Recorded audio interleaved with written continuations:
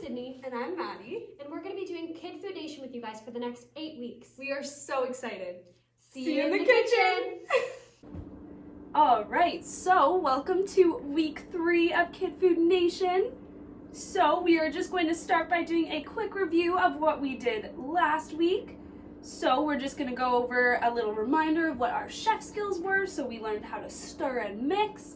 We learned about cutting, grating and peeling, and whisking and beating. And we're just going to remember our 4 food safety principles. So that is the clean, the separate, the cook, and the chill. This week we are going to be focusing on healthy choices. So we're going to talk about how different foods give us different nutrients that we need to grow and stay healthy. And we are going to get a chance to set our own personal goal for how you can eat healthy, and we will prepare a delicious dish that includes lots of healthy ingredients. We're just going to talk a little bit about balanced meals.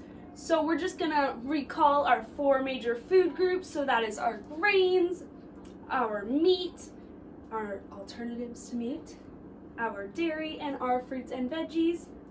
So we're just going to kind of think about a couple things in each group just so that we kind of understand what each are. So obviously in our fruits and vegetables, we're going to have things like tomatoes, spinach, peppers, blueberries, all our fruits and veggies. That one's pretty self-explanatory. Our grains are things like our bread, our pastas, our oatmeals. For meat, you can have like your fish, your red meat, your chicken, all those kind of things. And then some alternatives to meat are things like eggs, tofu, legumes, just anything that kind of has that protein that you would usually get from meat. And then your dairy, so of course like our milk. But we're just gonna go ahead and talk about why each of our 4 food groups are important. So our fruits and veggies, they give us lots of energy and help fuel our brain. They have lots of vitamins and minerals that kind of help keep our health in check. They have fiber, which keeps our digestive system healthy, and they help reduce the risk of certain illnesses. And then it's really important for us to eat grains because they also give us energy and fuel our brains. They also have vitamins and minerals, and they make sure our bodies have enough fiber to keep our digestion healthy, so kind of similar to the fruits and veggies. And then it's really important to eat meat or like alternatives, other protein sources, because the protein helps us grow strong, it feeds our muscle tissue, it helps our body make important chemicals like enzymes and hormones. It's an important building block of our bones, muscles, cartilage, skin, and blood. And certain protein sources like fish contain healthy fats that help absorb other nutrients. And then finally, our dairy. Why is that important? So dairy products are high in vitamin D and calcium, which are really important for our teeth and our bones. We're just going to talk a little bit on how we should be selecting our food, more like when we're at the grocery store before we take it home to cook it. So we're not looking as much at like meat and stuff here, but so with fruits and veggies, you can usually tell that right away if it's like really soft or like maybe too hard. It might need to sit out and ripen for a bit, just little things like that. And then we also want to make sure we check the best before date. So this is really important, especially for dairy products, because we don't want to have expired milk or expired eggs and everything like that. So that's something good to do. And then another thing is with eggs, you always want to check to make sure that are broken. Just little things like that when we're selecting our foods at grocery stores is always good. Now that we've talked a little bit about balanced eating, we are going to go ahead and prepare our recipe. So before we begin, we're just going to kind of recap on all our cooking skills and steps we've been practicing. So we're just going to go through a little checklist here. We've made sure we've washed our hands. We're going to read the recipe before we start.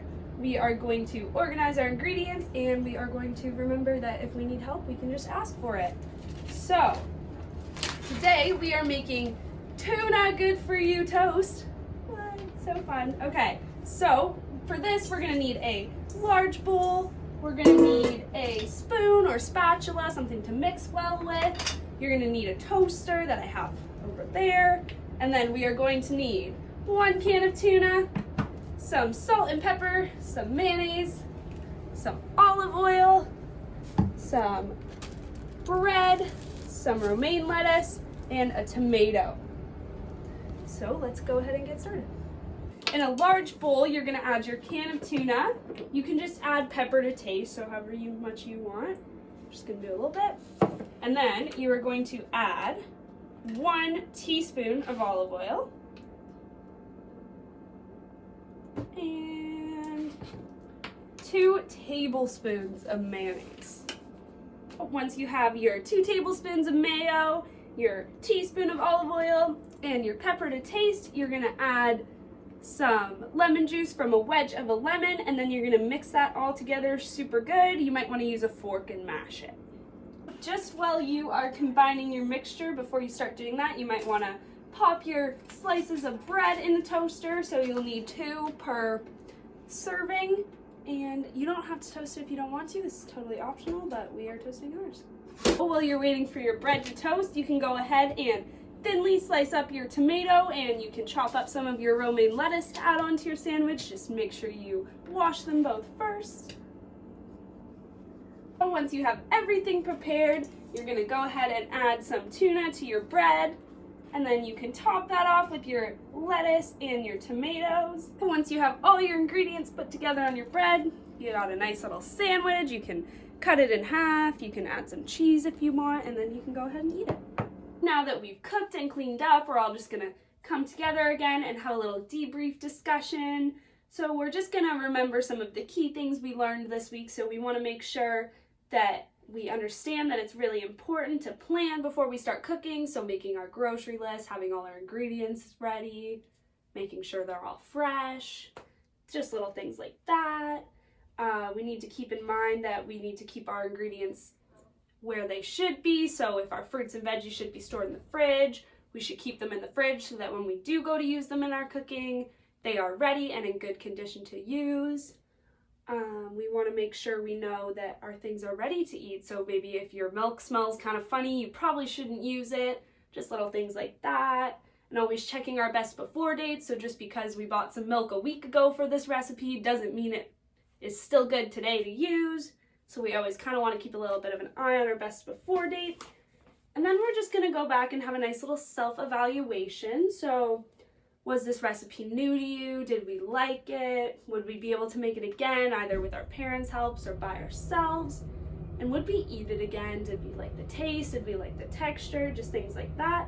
And we're just gonna remember that planning meals help us be healthier and more efficient in the kitchen, and also ties back into that great idea of a balanced meal and a good, healthy looking plate. When we plan that ahead, we know that that's what's gonna be the outcome.